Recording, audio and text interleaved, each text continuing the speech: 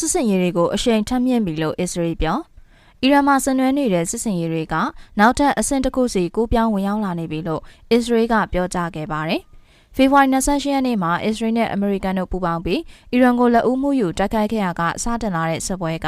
အခုဆိုရင်တပတ်နီးပါးကြာမြင့်လာပြီဖြစ်ပါတယ်။မလ6ရက်နေ့မှာတော့အစ္စရေးကအီရန်ရဲ့မြို့တော်တဟီရန်မှာရှိတဲ့အရေးပါတဲ့အခြေခံအဆောက်အအုံတွေကိုအပြင်းထန်ပြစ်မှတ်ထားတိုက်ခိုက်နေပြီးလက်ဘနွန်နိုင်ငံရဲ့ဘေရွတ်မှာလည်းဘုံတွေကျဲချခဲ့ပါတယ်။လက်ဘနွန်ကအီရန်ရဲ့မဟာမိတ်ဟစ်စဘိုလာပျောက်ကြားတပ်ဖွဲ့အဓိကအခြေစိုက်တဲ့နိုင်ငံဖြစ်ပါတယ်။အစ္စရေးစစ်တပ်အကြီးအကဲဒုတိယဗိုလ်ချုပ်ကြီးအီရဲဆာမာကအမေရိကန်နဲ့အစ္စရေးပူးပေါင်းဆင်နွှဲနေတဲ့စစ်စင်ရေးကနောက်ထပ်အဆင့်တစ်ခုကဏ္ဍသစ်တစ်ခုနဲ့စတင်ချင်းချင်းဝင်ရောက်လာနေပြီလို့ပြောပါတယ်။ပြီးတော့အစ္စရေးဟာအီရန်အစိုးရနဲ့အီရန်ရဲ့စစ်ရေးစွမ်းရည်တွေကိုဖြိုခွင်းမှုပိုပြီးအားထက်လှုံ့ဆော်သွားမယ်လို့သူကဆိုပါတယ်။လောလောဆယ်မှာသူ့အနေနဲ့ထုံမပြောချင်သေးတဲ့အံ့ဩစရာကိစ္စတွေကိုမကြခင်မှာထပ်ပြီးတွေးလာရလိုက်အောင်မယ်လို့လည်းဆာမာကအမှတ်ချက်ပေးသွားပါတယ်။လက်ရှိအချိန်ဒီမှာတော့အီရန်ကအရှေ့လက်ပိုင်းနိုင်ငံတွေကအမေရိကန်စစ်စခန်းတွေကိုပါဒုံးကျည်တွေဒရုန်းတွေနဲ့လက်တုံးပြန်ပစ်ခတ်နေတာကြောင့်အီရန်စစ်ပွဲဟာဒေသတစ်ခုလုံးနဲ့ဆိုင်တဲ့ပဏိပခကြီးတစ်ခုဖြစ်ကျယ်ပြန့်လာနေပါတယ်။အီရန်မီဒီယာတွေက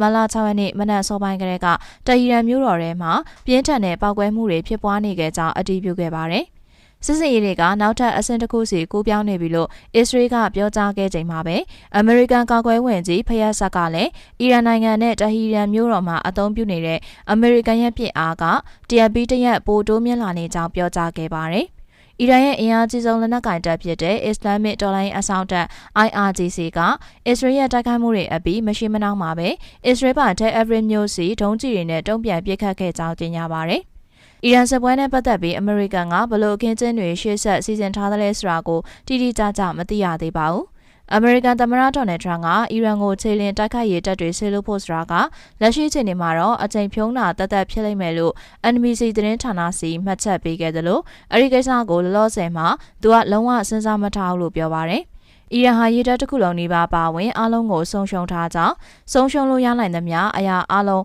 အီရန်ကဆုံးရှုံးထားပြီးဖြစ်ကြောင်းထရန့်ကဆိုပါတယ်။သူကအမေရိကန်ဟာလက်ရှိအီရန်အစိုးရရဲ့အုပ်ချုပ်မှုစနစ်တစ်ခုလုံးကိုဖယ်ရှားရှင်းလင်းပစ်ဖို့လိုလားကြောင်းလည်းအတည်ပြုသွားပါတယ်။